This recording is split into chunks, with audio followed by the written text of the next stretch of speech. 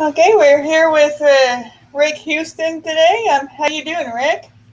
I'm doing very well, thank you. Um, so, uh, uh, so I understand you've written books like Go Flight. What inspires you to write these books? Well, GoFlight in particular, I had a chance to visit Johnson Space Center in, I guess it was July of 2012 or June of 2012, and my friend Milt Heflin took me on a tour of Johnson Space Center, and we visited the Neutral Buoyancy Laboratory. We visited the robotics laboratory. We visited the the current ISS mission control room, and all those were great. And I had a blast going to see them. But when I went to the old mission control room that they controlled all the Apollo flights, I'll never forget it because I Milt went into the room first and opened the door, and I walked through. And as soon as I walked into the room, I was just hammered by this overpowering, overwhelming sense of history. And I literally had tears come to my eyes because I just didn't feel worthy to be standing there. Because it was just such a neat experience to stand in that room where so many historic things happened. And in that moment, I knew that I wanted to do something to honor the people who worked there and wanted to do a book. Well, if I had actually written a book for every book idea I'd ever had, they would fill 100 Barnes and Noble bookstores.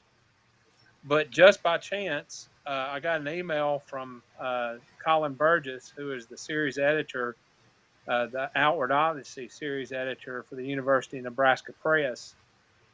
And he asked me if he told me that they were going to expand the series and wanted to know if I had any other book ideas. And I said, well, Colin, it's funny you should mention that. I believe that we should do a book on the guys who worked in mission control during the Apollo era. And it wasn't exactly the easiest book proposal I ever put together or book contract that I ever landed, but it was pretty close. Awesome.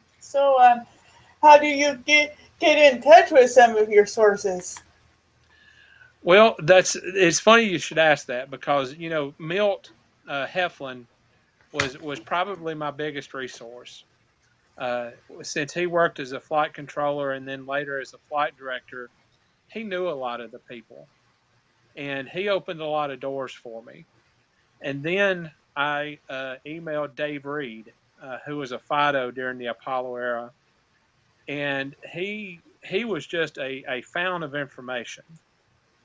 He had put together a website devoted to the guys who worked in the trench, the flight dynamics branch, and there was a list of people and their current email addresses. So I got in touch with a bunch of people through Dave's website. And then Dave also sent me a book. It was a 35th anniversary program that they had put together in honor of the 35th anniversary of the Apollo 11 moon landing. And that also had a bunch of email contacts. So, that, and a lot of people I would interview and they would say, well, you need to talk to so and so. I said, well, what's so and so's email address? And so it eventually became a word of mouth kind of thing. Okay. What was the most surprising thing they told you about their work? I don't know that I would call it surprising, uh, but just the sheer magnitude of what they were able to accomplish in such a short amount of time. President Kennedy stood before Congress in May of 1961 and said, we should go to the moon before the end of the decade. And at that time, very, very little technology existed that would be needed to go to the moon.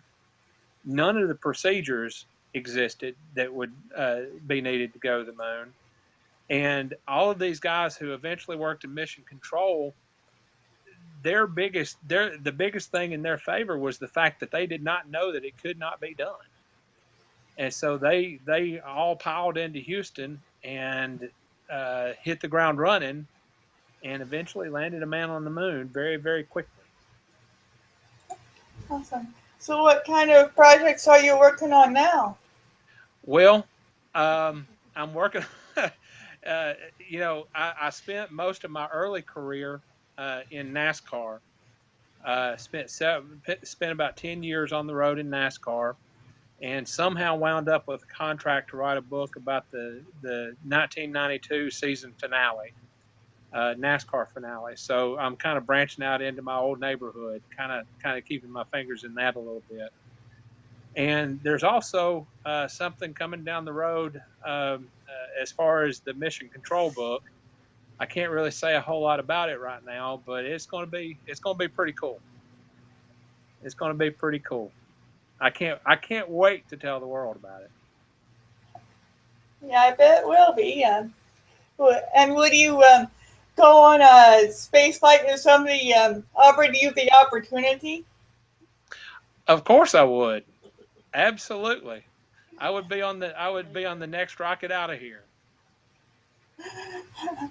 Awesome. If I win this $900 million lottery, Powerball lottery, I'm going to be on the next flight out of here.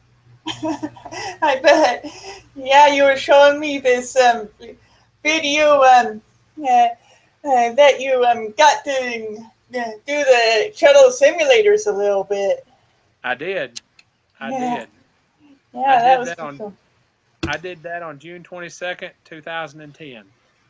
And Doug Hurley and we did 2 launches and we did 5 landings in the Space Shuttle motion-based simulator, and it was the highlight. It was one of the highlights of my career. I bet it was. So that's about all the questions I've got. Anything you'd like to add? Nothing other than go out and get you a copy of Go Flight: The Unsung Heroes of Mission Control, and also pick up a copy of We'll Stop: The Tragedies and Triumphs of the Space Shuttle Program. Awesome. I'll put links to both in the video description here. Good deal. Awesome. Thanks so much. Okay, thank you. Thank you.